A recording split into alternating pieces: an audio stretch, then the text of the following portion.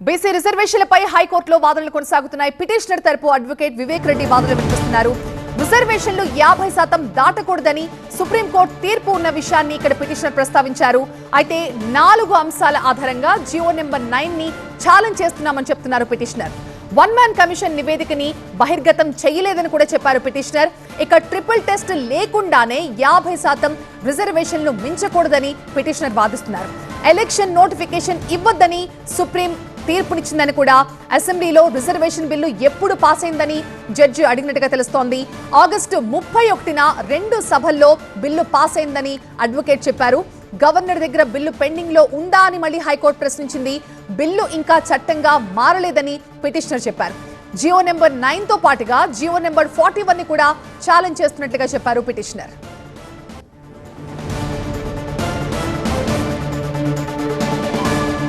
Petitioner తరపున advocate Vivek Reddy వాదనలు వినిపిస్తున్నారు. ఒకవేళ బిల్లు చట్టంగా మారినా సరే మొత్తం రిజర్వేషన్లు 50% దాటకూడదు అంటున్నారు పిటిషనర్. మహారాష్ట్ర కూడా ఇదే తరహా ఒక చట్టాన్ని పాస్ చేసిందని, ఆ సమయంలో సుప్రీంకోర్టు కూడా ఇదే విషయాన్ని స్పష్టం చేసిందని తెలుస్తోంది. మొత్తం రిజర్వేషన్లు 50% మించరాదని సుప్రీంకోర్టు అప్పుడే చెప్పిందని, ఎస్సీ ఎస్టీలకు ఇచ్చే రిజర్వేషన్లను రాజ్యాంగబద్ధమైనవి, ఖచ్చితంగా ఇవ్వాల్సిందే అంటున్నారు. కానీ బీసీ రిజర్వేషన్ల విషయంలో రాజ్యాంగపరమైన తప్పనిసరి ఏమీ లేదు అని వాదిస్తున్నారు. బిల్లు చట్టంగా మారిందనుకుని రాష్ట్ర ప్రభుత్వం జీవో జారీ చేసినట్టుగా తెలుస్తోంది. అసాధారణ పరిస్థితుల్లో మాత్రమే రిజర్వేషన్లు పెంచడానికి అవకాశం ఉంటుంది. ఈశాన్య రాష్ట్రాల్లో మాత్రమే ఇలాంటి పరిస్థితులు ఉన్నాయి. రాజ్యాంగంలోని ఆర్టికల్ 243D అలాగే 6 ప్రకారం రిజర్వేషన్ల ప్రొవిజన్ తెచ్చే అధికారం లెజిస్లేచర్ కి మాత్రమే ఉంది. కానీ జియోలో స్టేట్ గవర్నమెంట్ కున్నట్లుగా రాసినట్టుగా తెలుస్తోంది.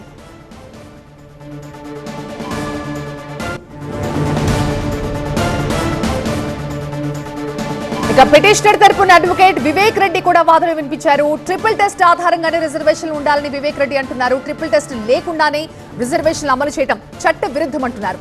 ఇక ఎంపిరికల్ డేటాను కూడా సమగ్రంగా విశ్లేషించలేదు అని చెప్తున్నారు పిటిషనర్ తరపు న్యాయవాది.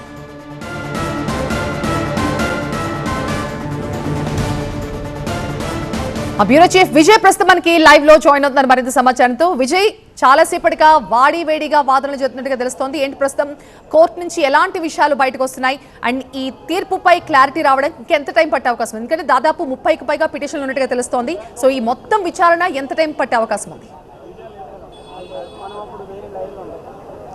దాదాపు ఈరోజు కోర్టు పూర్తి స్థాయిలో దీనిపైన ఈ పిటిషన్లపైన విచారణ జరిపే అవకాశం కనిపిస్తుంది. దాదాపు గంట సేపటిగా ఈ ఆర్గ్యుమెంట్స్ కొనసాగుతున్నాయి. 1:30కి యాజ్ యూజువల్గా లంచ్ ఉంది తెలంగాణ హైకోర్టుకి, 1 అవర్ పాటు మళ్ళీ 2:30కి ఆర్గ్యుమెంట్స్ కొనసాగే అవకాశం కనిపిస్తుంది. అయితే ఇప్పటి వరకు జరిగిన ఆర్గ్యుమెంట్స్ కేవలం పిటిషన్ల తరపు న్యాయవాదులకు సంబంధించినటువంటి వాదనలు మాత్రమే జరుగుతున్నాయి. కేవలం 4 గ్రౌండ్స్ మీద మాత్రమే ఈ రెడ్డి జాగృతి తరపున పిటిషన్లో దాఖలు చేసిన వ్యక్తులు తమ వాదన వినిపిస్తున్నారు. పిటిషనర్ తరపు న్యాయవాదులు మయూర్ రెడ్డి, వివేక్ రెడ్డి కంప్లీట్గా వాళ్ళు చేస్తున్న వాదన అంతా కూడా ట్రిపుల్ టెస్ట్ చుట్టూనే తిరుగుతుంది. వన్ మ్యాన్ కమిషన్ నివేదికను బహిర్గతం చేయలేదు.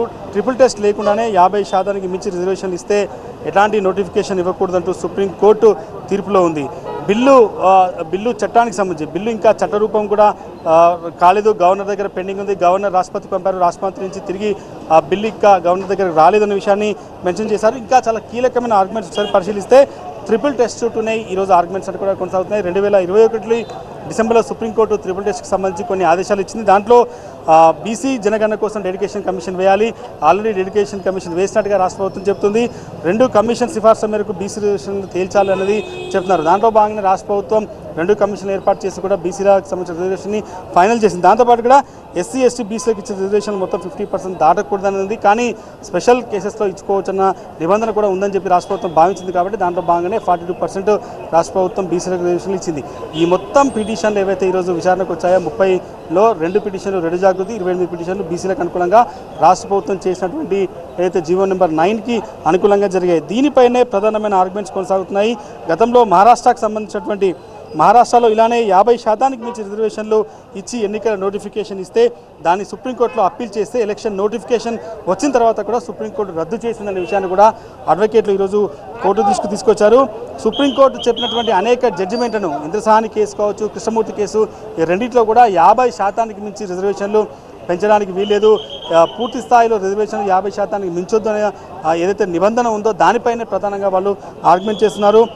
మరోవైపు మొత్తం రిజర్వేషన్లు 50% మించకూడదన్న సుప్రీంకోర్టు జడ్జిమెంట్ కావచ్చు, ఎస్సీ ఎస్టీలకు ఇచ్చేటువంటి రిజర్వేషన్లు కూడా రాజ్యాంగబద్ధమని, కానీ ఎస్సీ ఎస్టీలకు ఇచ్చినట్టుగా బీసీ రిజర్వేషన్లో రాజ్యాంగపరమైన తప్పనిసరి ఏమీ లేదు. దీంట్లో అనేక అంశాలు ఏవైతే డెడికేషన్ కమిషన్ రిపోర్ట్ కావచ్చు, వన్ మెన్ కమిషన్ సంబంధించినటువంటి రిపోర్ట్ కావచ్చు, ఇవన్నీ కూడా ఏడుగుదా బహిర్గతం చేయలేదు కాబట్టి ట్రిపుల్ టెస్ట్కి సంబంధించినటువంటి నిబంధనలు పాటించలేదన్నది పిటిషనర్ న్యాయవాదులు చెప్తున్నారు. కానీ రాష్ట్ర ప్రభుత్వం తరఫున అభిషేక్ మను సింగ్తో పాటుగా రవివర్మ ఇద్దరు కూడా వాదన వినిపించాల్సి ఉంది. వాళ్ళ వాదనలు మధ్యాహ్నం తర్వాత ఉంటాయి.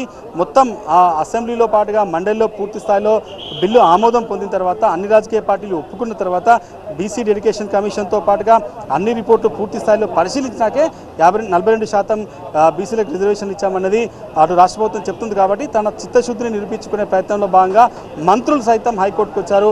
వాకిటి శ్రీహరి, పొన్నం ప్రభాకర్, కొండా సురేఖ ముగ్గురు బీసీ మంత్రులు ప్రస్తుతం తెలంగాణ హైకోర్టులో ఆర్గ్యుమెంట్ జరుగుతున్న బెంచ్ దగ్గరే ఉన్నారు.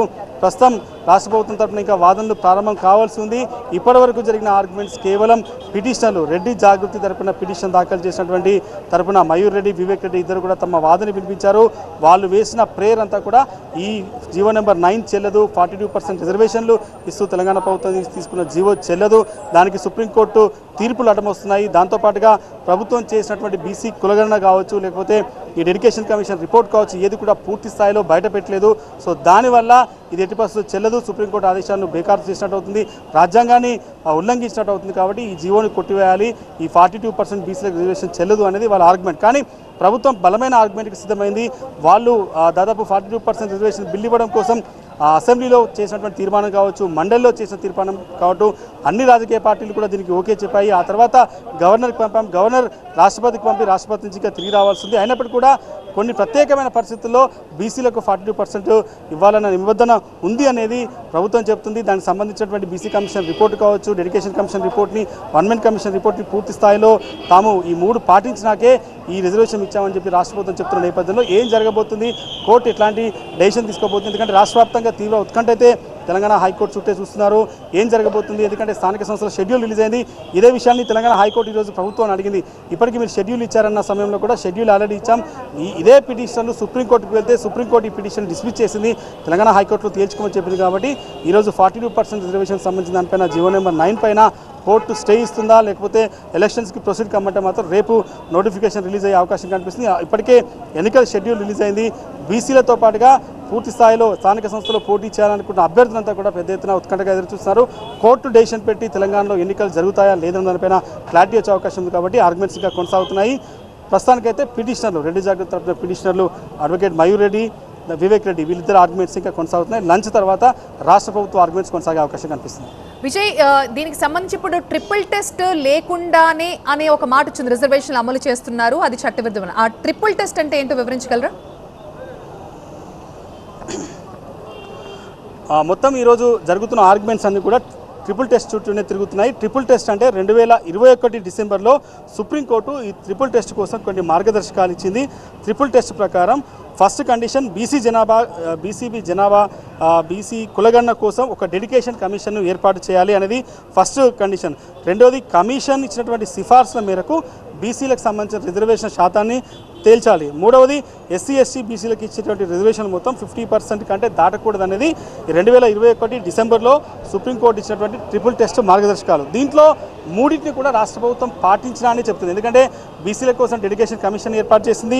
కమిషన్ ఇచ్చినటువంటి సిఫార్సుల మేరకే 42% బీసీలకు రిజర్వేషన్ని పెంచుతూ తీర్మానం తీసుకుంది. మూడవది, ఎస్సీ ఎస్టీ బీసీలకు ఇచ్చే రిజర్వేషన్ మొత్తం 50% దాటకూడదన్న నిబంధన అయితే ట్రిపుల్ టెస్ట్లో ఉందో దాన్ని పాటించలేదనేదే ఈ పిటిషన్ చేసినటువంటి అబ్జెక్షన్. కాబట్టి సో ట్రిపుల్ టెస్ట్ను తాము పూర్తి స్థాయిలో పాటించినట్టుగానే రాష్ట్ర ప్రభుత్వం చెప్తున్నటువంటి పరిస్థితి. కాబట్టి బిల్ ఇంకా చట్టరూపం కాలేదు, బిల్ ఇంకా గవర్నర్ దగ్గర పెండింగ్లో ఉంది. గవర్నర్ దగ్గర పెండింగ్లో ఉన్న టైంలో ఏ రకంగా జీవో ఇస్తారన్నదే వీళ్ళు లేవనెత్తిన అంశం. కానీ గవర్నర్ పెండింగ్లో పెట్టుకున్నారు, రాష్ట్రపతికి పంపారు. కాబట్టి మేము ఇచ్చినటువంటి హామీ మేరకు కామారెడ్డి డిక్లరేషన్లో ఏదైతే బీసీలకు 42% ఇస్తామని చెప్పామో దాన్ని నిజం చేయడం కోసమే ఈ జీవో రూపంలో ఇచ్చాము. ఈ జీవో రూపంలో ఇచ్చిన దాంట్లో ట్రిపుల్ టెస్ట్ అన్నింటినీ పాటించాము. డెడికేషన్ కమిషన్ ఏర్పాటు కావచ్చు, ఆ కమిషన్ ఇచ్చినటువంటి రిపోర్ట్ ప్రకారంగా రిజర్వేషన్ల పెంపు అంశం కావచ్చు, మిగతా బీసీలకు సంబంధించిన 50% దాటకూడదన్న నిబంధన ఏదైతే ఉందో పూర్తి స్థాయిలో పాటించామన్నదే రాష్ట్ర ప్రభుత్వం చెప్తుంది. కాబట్టి ఆర్గ్యుమెంట్ అయితే రెండు వైపులా వింటారు. రెండు వైపులా విన్న తర్వాత కోర్టు తీసుకున్న డెసిషన్ బట్టి తెలంగాణలో స్థానిక సంస్థల ఎన్నికలు జరుగుతాయా లేదా, దీని తర్వాత ఏం జరగబోతున్నది మాత్రం మరికొద్ది గంటల్లో తేలనుంది.